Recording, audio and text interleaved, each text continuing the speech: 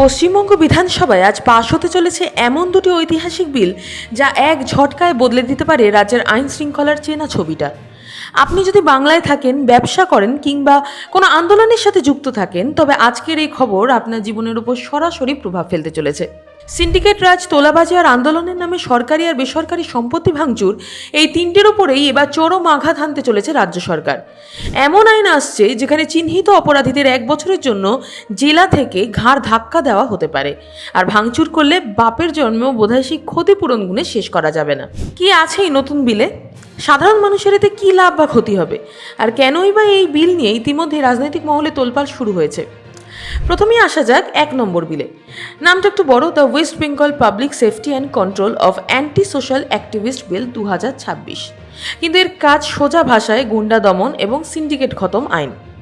আমরা প্রায় খবরের কাগজে দেখি প্রমোটিং করতে গেলে সিন্ডিকেটের জুলুম, ব্যবসা করতে গেলে তোলাবাজি কিংবা সাধারণ মানুষের জমি দখল।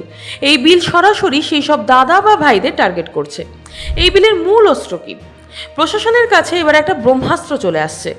যদি পুলিশ বা প্রশাসন কোনো ব্যক্তিকে চিহ্নিত সমাজবিরোধী, গুন্ডা বা তোলাবাজ হিসেবে প্রমাণ পায়, তবে তাকে নির্দিষ্ট জেলা থেকে সর্বোচ্চ 1 বছরের জন্য বহিষ্কার বা তড়িপার করা যাবে। অর্থাৎ নিজের এলাকায় বসে আর দাদাগিরি বা সিন্ডিকেট চালানো যাবে না। এলাকা শান্ত রাখতে অপরাধীকে সোজা জেলা ছাড়াই করা হবে। যারা বাংলায় নতুন স্টার্ট আপ বা ব্যবসা খোলার কথা ভাবছেন, তাদের জন্য এটা একটা বড় পজিটিভ ইঙ্গিত হতে পারে। কিন্তু এর একটা অন্য দিকও আছে যা নিয়ে কিন্তু সমালোচনা হচ্ছে, তা আমরা এই ভিডিও শেষে আলোচনা করছি। এবার আসছি দ্বিতীয় বিলে। নাম the West Bengal maintenance of public order bill 2026। এই বিলের সোজা সাপটা উদ্দেশ্য হলো ভাঙচুর করবে যে, পকেট থেকে টাকা দেবেও সে। বাংলায় যে কোনো ছোট বড় ইস্যুতে আন্দোলন, রাস্তা অবরোধ বা বন্ধ হওয়া নতুন কিছু নয়, কিন্তু অনেক সময় দেখা যায় কিছু অতি উৎসাহী লোক আন্দোলনের নামে সরকারি বাস ভাঙচুর করছে, ট্রেনের ওপর পাথর ছুঁড়ছে কিংবা সাধারণ মানুষের দোকানপাট, গাড়ি জ্বালিয়ে দিচ্ছে।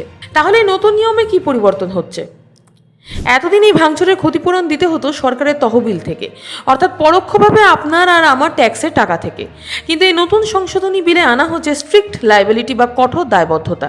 এবার থেকে কোনো হিংসাত্মক আন্দোলনে যদি সরকারি বা বেসরকারি সম্পত্তি নষ্ট হয়, তবে সেই ক্ষতির পুরো আর্থিক মূল্যায়ন করা হবে, আর সেই আর্থিক ক্ষতিপূরণ আদায় করা হবে সরাসরি ভাঙচুরে জড়িত থাকা ব্যক্তিদের এবং সেই আন্দোলনের উস্কানিদাতাদের পকেট থেকে। টাকা না দিলে আইন অনুযায়ী কঠোর সম্পত্তি বাজেয়াপ্ত করার রাস্তাও খোলা আছে।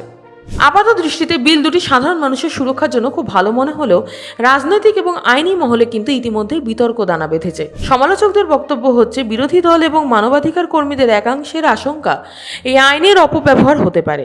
কোনো বিরোধী রাজনৈতিক কর্মী বা সাধারণ আন্দোলনকারীকে সমাজবিরোধী তকমা দিয়ে জেলা ছাড়া করা রাজনৈতিক হাতিয়ার হিসেবে একে ব্যবহার করা হবে না তো? অন্যদিকে বিশেষজ্ঞদের মতে উত্তরপ্রদেশ বা সুপ্রিম কোর্টের কিছু আগের রায়ের মতোই সম্পত্তি রক্ষা করার জন্য এই ধরনের কড়া আইনের ভীষণ দরকার ছিল।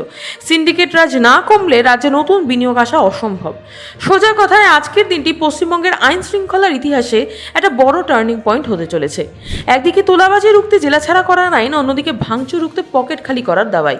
আপনার কি মনে হয়, এই দুটি বিল আসার পর কি বাংলায় সিন্ডিকেট রাজ সত্যিই বন্ধ হবে, নাকি আন্দোলনের গণতান্ত্রিক অধিকার খর্ব হবে? আপনার মূল্যবান মতামত নিচে কমেন্ট বক্সে অবশ্যই জানান। ভিডিওটি ইনফরমেটিভ মনে হলে লাইক, শেয়ার করতে ভুলবেন না। দেখতে থাকুন।